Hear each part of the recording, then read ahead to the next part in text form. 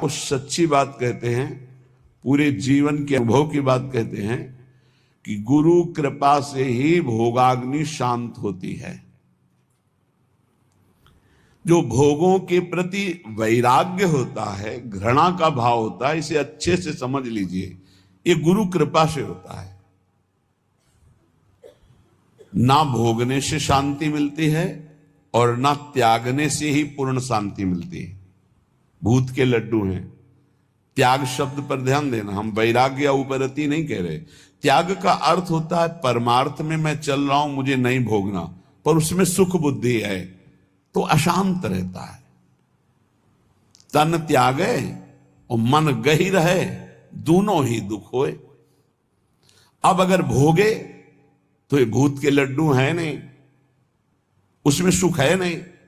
बार बार बार बार भोगती हुई पूरा जीवन चला जाता है।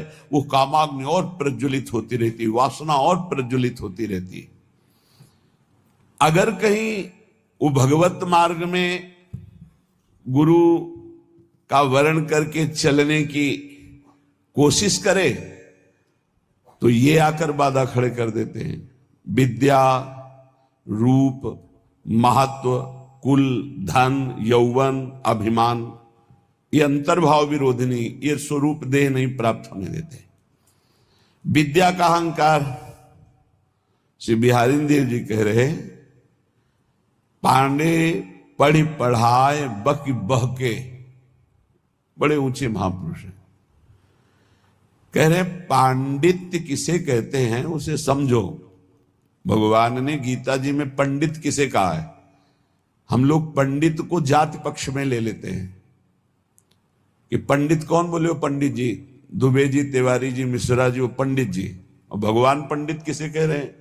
कह रहे पंडित कौन बोले? जो समदर्शी है, जो विद्या विनय संपन्न ब्राह्मण में, गाय में, कुत्ता में, चांडाल में, हाथी में एक ही परमात्मा को देखता है, वो समदर्शी है, वही पंडित है। पंडित कौन?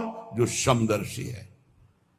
बोले यहां पढ़ पढ़ के बक बक करके अपने को मान रहे हैं, ये अंतर्भाव विरोधिनी बात की समझना है। परमा विद्या का जो अभिमान है, इस स्वरूप बोध नहीं होने देता।